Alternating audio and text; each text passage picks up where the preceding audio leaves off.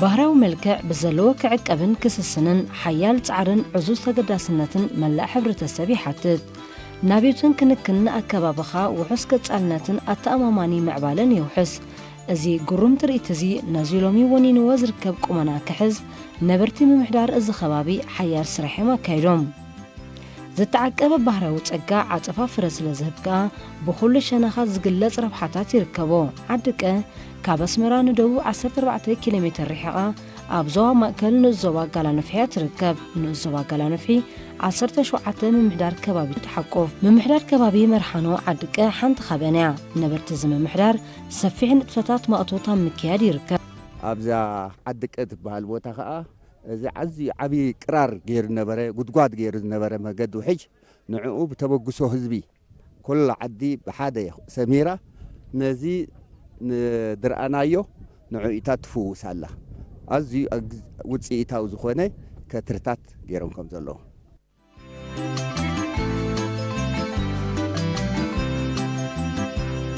ሓበራዊ ማእቶት ካብ ዓበይቲ ኤርትራዊ ትውፊታት እዩ ሕብረተሰብ ኤርትራ ብሓባር ናይ ሓባር ዕላማ ይወፍር ዓድማዕ ስራሕ ክዓምም አንጊዩ ትንስእ ኢድኒ ተታሒዙ ድንቂ ስራሕ ይዓምም እዚ ከምዚ ዝኣምሰለ ማእተታዊ ንጥፈታት ተዋሳእነት ረቂቕ ክብርታት ይድረዓሉ ምድጋፍ ምትሕልላይ ምክኣል ሰረቶም ብሉጻት ማሕበራውን ክብርታት ተደሚሮም ደርማስ ሓይሊ ይፈጥሩሉ እዚ ኣብ ነዊሕ ናይ ታሪክ ጉዕዞ ደሚቑ ዝተሰነደን ወሉደታት እናተኣሳሰሩን እናወረሱን ከዓ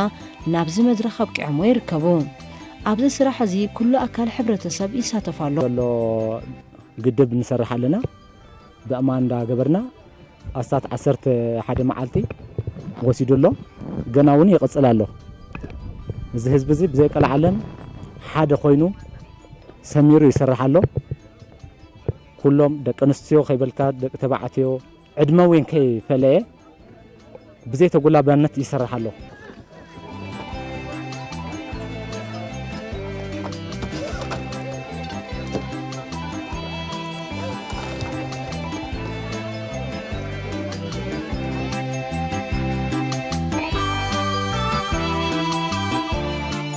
ኣብዚ ስራሕ እዚ ሰናይ ሓሳባት እዩ ዝመርሕ ዘሎ ዓበይትን ንኣሽቱን ዝሸምገሉን መንእስያት ብዓቕሞም ሕልንኦም ናብቲ ማእቶት ተጸንቢሮም እጃሞም ይበርክቱ ወለንታውያን ማእቶታዊ ንጥፈታት ሕብረተሰብ ኤርትራ ንቡርን ቅቡልን ንኻልእ ኣካል ሕብረተሰብካ ድንቅን ኣገራምን ተርእዮ ክኸውን ይኽእል እዩ እዚ ኣብ ምምሕዳር ከባቢ መርሓኖ ዓድቀ ዝካየድ ዘሎ ከባቢ ናይ ምቕያር ስራሕ ብሓፈሻ ምዕቃብ ማይን ሓመድን ከዓ ብፍላይ ዕዙዝ ተበግሶ ዝወለዶ እዩ ኣቶ መሓሪ ዮሃንስ ኣመሓዳሪ ንዞባ ጋላንፍሒዩ ንተበግሶን ዕማምን እቲ ምምሕዳር ከባቢ ብሓፈሻ ንዝካየድ ዘሎ ዝርዝር ስራሕ ናይቲ ዓዲ ኸኣ ብፍላይ ኣመልኪቱ ብኸምዚ ዝስዕብ ይገልጾ ሓደርቲ ናይዚ ከባቢ ናይ ብሓቂ ብተበግሶኦም ህዝቢ ከዓ ደፊኡ ልዕሊ ዝኽአነ ህዝቢ ነቲ ህዝቢ ነቶም ኣመሓደርትን ኣነባበርትን ከዓ እዚኣ ከይገበርናየ ንቅስ ኢሎም ስለ ዝሓለኑ ብተበግሶ ህዝቢ ኣዝዩ ውፅኢታዊ ዝኾነ ናይ 4 መዓልቲ ስራሕ ተሰሪሑ ኣሎ ብሕጂ ከዓ ጌና ዝቕፅል ኣዝዩ ሰፊሕ ቦታታት ኣለዎ መወዳእታ ነዚ ከትርታት እዚ እንተኣፈዊስና ሓንቲ ሓፅቢ ኣብ ታሕቲ ትስራሕ ኣለዎም እያ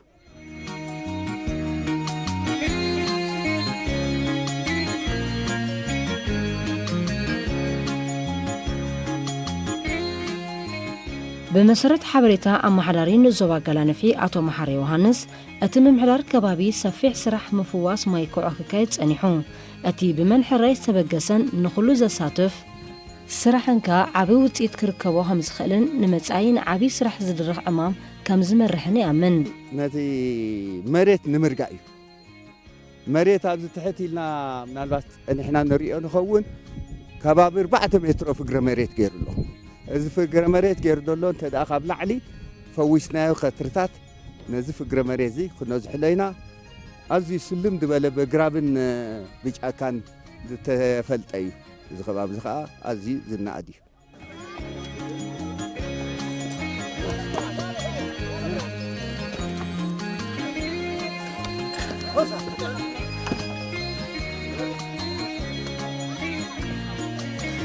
مفواس ما يكوعو حدا كباب زعابيو سرح معقاب ماين حمدنيو أزي سنجورتات زي قبونا مفلاو ما يكوعو انت زي تجيرلو عبرئستي زقاتم فقر مريد نتي كبابي ناب قلات ريت كغيرو كم زخل أهيت أراترن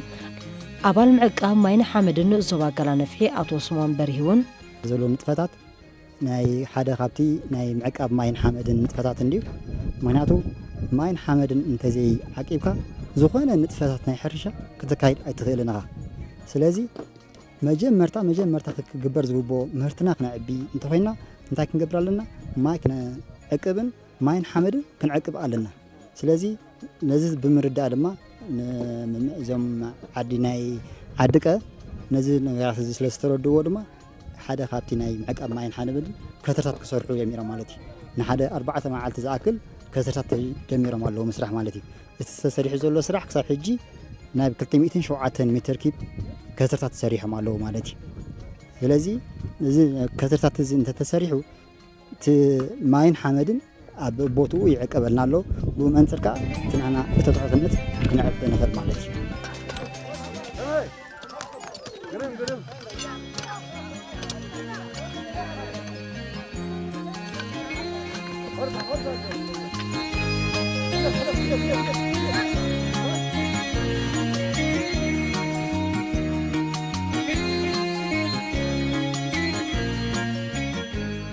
سسوا حانتي كابتن بحراو ملكع استعدلا كبابيتان نزوا قلانفحيا نايزومنن نبينهم أقرابن قطقاطنكا بحراو ملكع يعدلا أبزو بوتازي دك أبازو خونو تنتاوين أقرابن أقصلتن يركبو نبرتي زعادي مزي كامري مزقل سوا ملكع طبوق متأسار كامزلوهم يحبرون إذا عمازن الفتاة زي بحق خطري أقول لها زي لما عدل خطري الله زقرب ناي تعدي الريم أزيد بلسان كابزو خباب زي خاني ده حشين دلو هجي علامو زي نزي أبزل حرشة زي تحت قرط زل زي كل زي إذا ما يزي أبزي تعبيتو ما بيجي مريا سسوا يتبهل زبط سسوا إذا بوت أزها ما يتعبيتو علي إذا فكرة بريت مليو ما حزبي إذا تري وضع لهم بارتي تعمد حقوسي نعنا قل مزيات غيد الله حزبن ماشير توها هيدو نخسرح تصويتنا نحن ليتر ما عندك نخسرح نخلي لام بزدلنا حيل بارتي حجزي حفشة وزي عقدلو نزي بوتا لمعت حرشة لخوني بدحريو بتحتيو ربالو دبر مطمع قدس مريم عندك بهالزي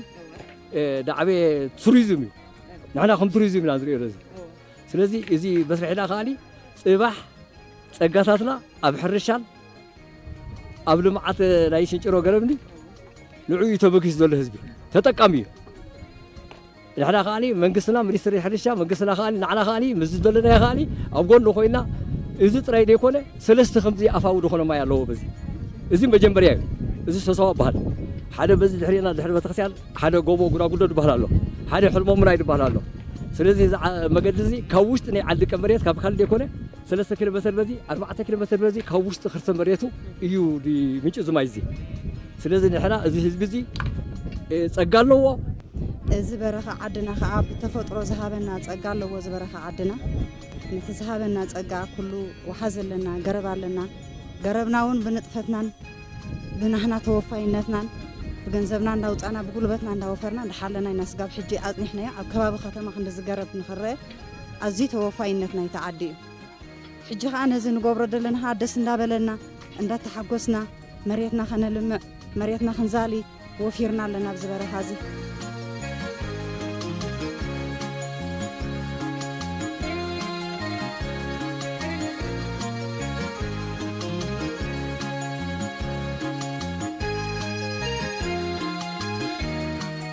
ባህራዊ ጸጋታት ንምዕቃብ ብዝተፈላለየ ኣገባብ ስራሕ ክሰላሰል ይኽእል ሕሩም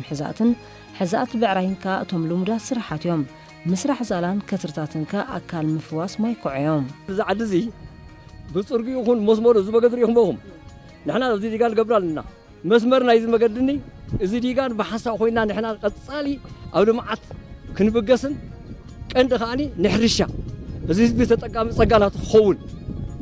نحن خاني من قصد أزازنا خاني أبدو خور جزء دلوقتي علينا. بقى غني له.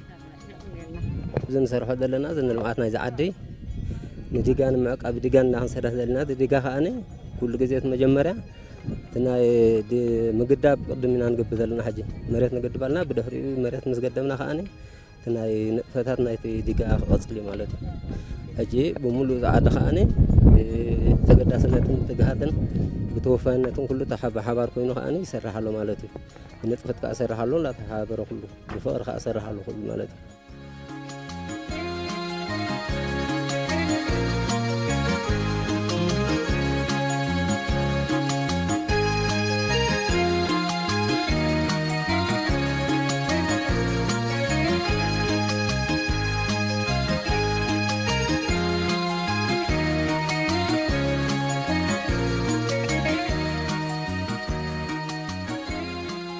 ህዝቢ ማእከል ዝገበረ ስራሕካ ነቲ መደብ ዕውት ይቕይሮ ስምዒት ዋንነት ዕዙዝ ሓላፍነትንካ ነቲ ስራሕ ዝያዳ ክብሪ ይህቦ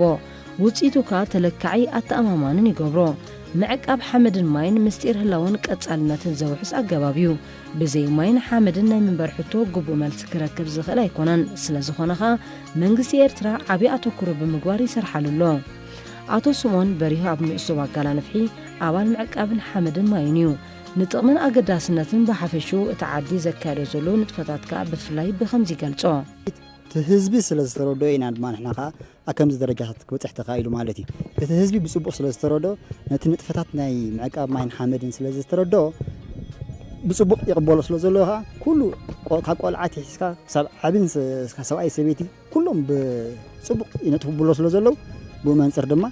بصبغ يسقم على مالتي أنا أنت يوم كل جزء هنا نما يتسقم علينا بحق وندرة مالتي ثم يكأني الحر دقة ما ينعكنا بتحدث ريتنا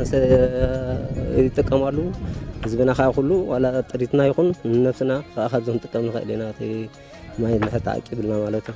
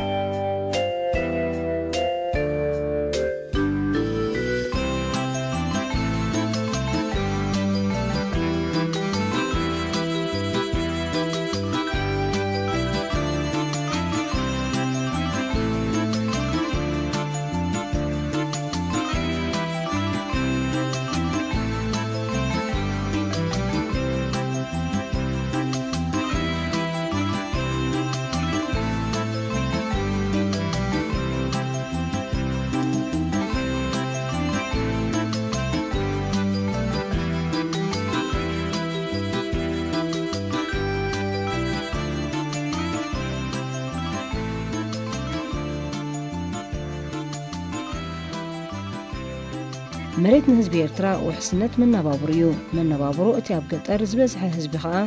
ብማእቶትን ሕርሻን መጓሰኒ ዝምርኮስ ስለ ዝኾነ ከዓ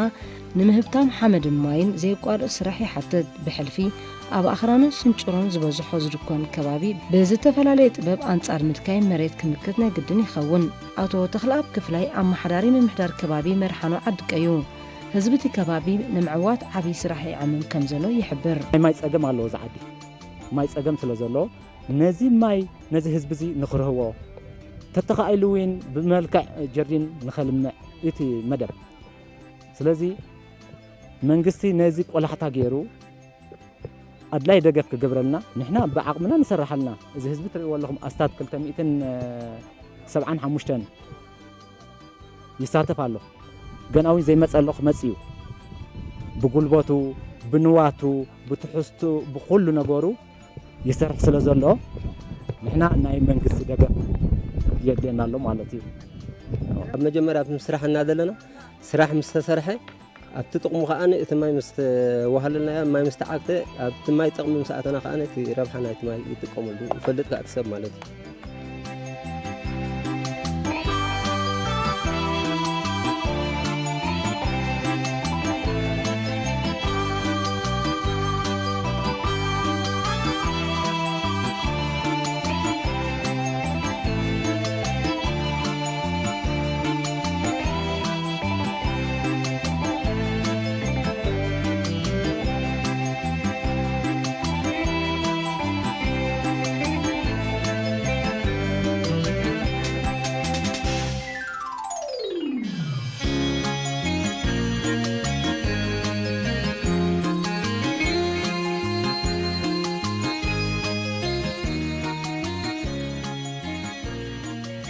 ሓበራዊ ስራሕ መግለፂ ሕብረተሰባት ኤርትራ እዩ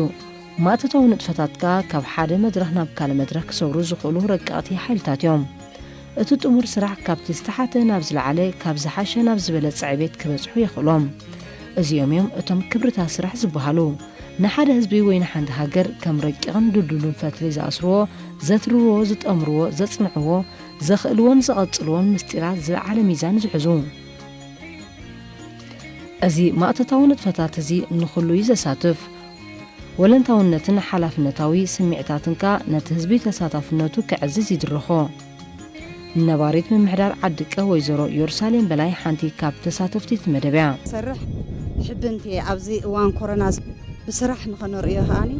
ኣዝየ ደስ እንዳበለኒ እንዳተሓጎስኪ ኣብ ዝበረኻ ወፊረ ዘለኹም ናይ ማይ ሽግር ኣለና ናይ ማይ ፀገም ኣለና ጉልበት ኣለና ኩሉ ነገር ክንገብር ንኽእል ኢና ናይ ማይ ፀገም ግን ኣለና ዝስተን ማልና ዝስተን ሰብና ብማይ ዕጉባት ኣይኮናን ዲጋ ክስራሓልና ነቲ ዲጋ ከዓ ብሓይሊ ጉልበትና ንሰርሖ ብሓይሊ ጉልበትና እቲ ጉልበትና እንተ ደኣ ክንኩሎ ዘይንኽእል ኮይንና ከዓ ሓገዝ መንግስቲ ክግበረልና ማሽነሪ ክንድገፍ እዚኣ ንምሕፀነኩም ሓደ መጀመርያ እቲ ሓመድ ይዕቀብ ስለ ዘሎ ረብሓ ኣለና ኣግራብና እውን ከም ትሪእዎ ኣለኹም ውሑስ እዩ ዘሎ ክሳብ ሕጂ ኣብ ካልኦት ዘይትረኽቦ ፀጋታት ኣብ ዝዓዲ ኣሎ ኣብ ካልእ ዘይትረኽበ ፀጋታት ኣብ ዝዓዲ ኣሎ እዚ ሕጂ ሓደ ረብሒ እዩ ሕጂ እዚ ምስ ተወድአ ከዓ ንሕና ዲጋ ክግበረልና ዲጋ ተገይሩስ ነቲ ዓዲ ብማይ ብጀርዲን ዝረብሓሉ ኢና እቲ ናትና ትፅቢት ዘሎ ማለት እዩ መንግስትና ከም ዝገብረልና ከዓ ንተኣማመን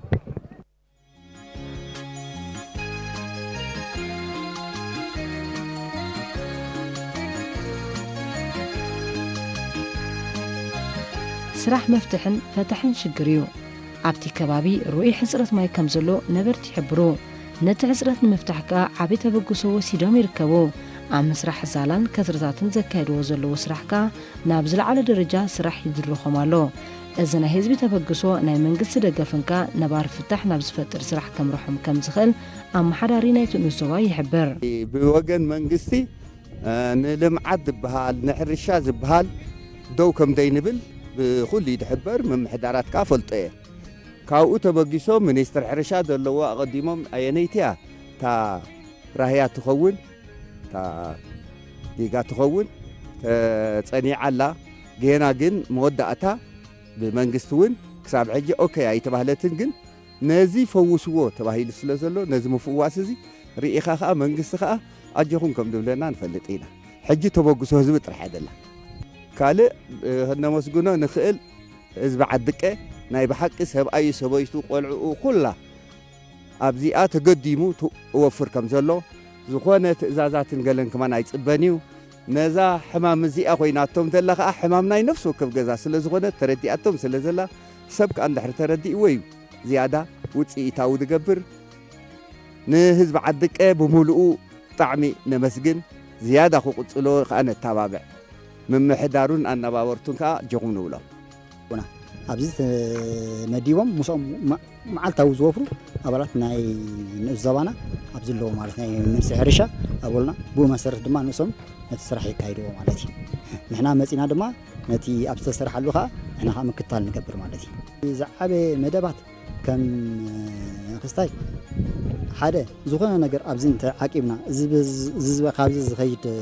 ሓመድ እንታይ ንገብሮ ኣለና ብመንፅር ንዕቅቦ ስለ ዘለና ዝኾነ ንጥፈታት ኣብዚ የማንን ፀጋምን ተርኢናዮ ዝኾነ ናይ ሕርሻ ንጥፈታት ከነካይዳ ኢና ክሳብ ሕጂ እኳ እቲ ናይ ንጥፈታት ናይ ሕርሻ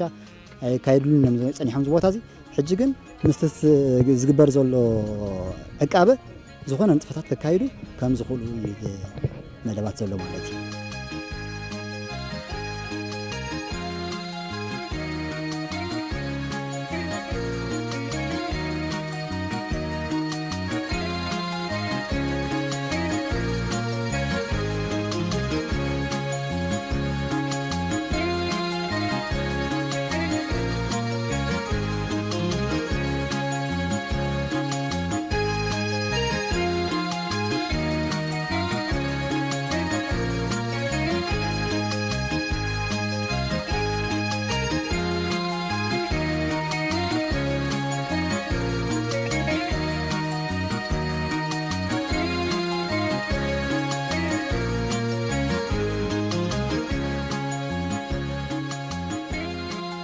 ሓደ ካብ ፈታሕቲ ሕፅረታት ማይ ግቡእ ፍወሳ ማይ ኩዕን ከዘንቲ ማይ ምህናፅን እዩ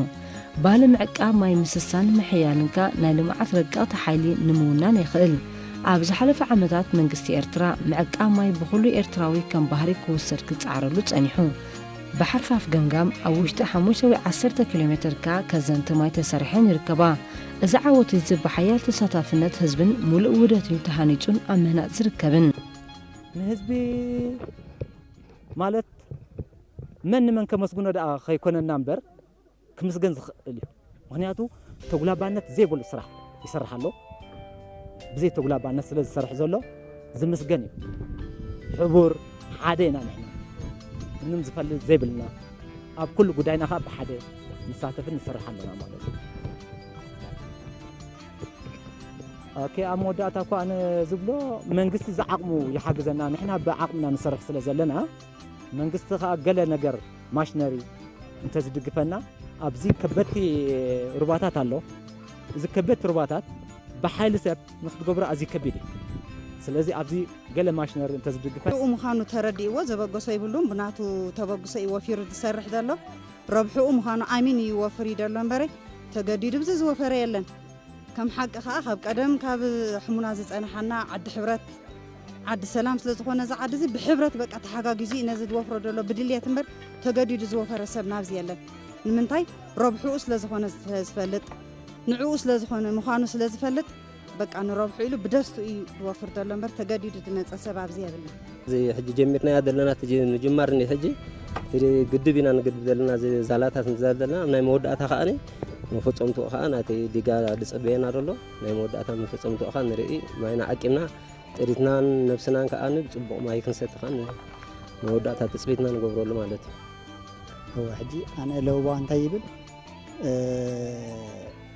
تهزبي كمزيلو توبيلو خناسو وفي يسرحالو ስለዚህ ንሕና ድማ እንታይ ክንገብር ኣለና ብመንጽሩ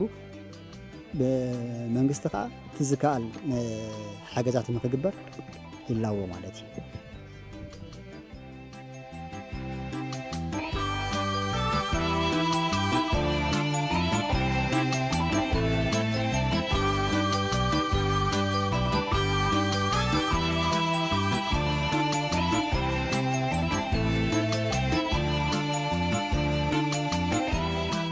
ومسرتو نايل معات مدبات أم غيار أكبابي زلو قد عبي مخانو ما أتطاون اتفتات نبرت مرحانو عدك الزراقا قصو حكيو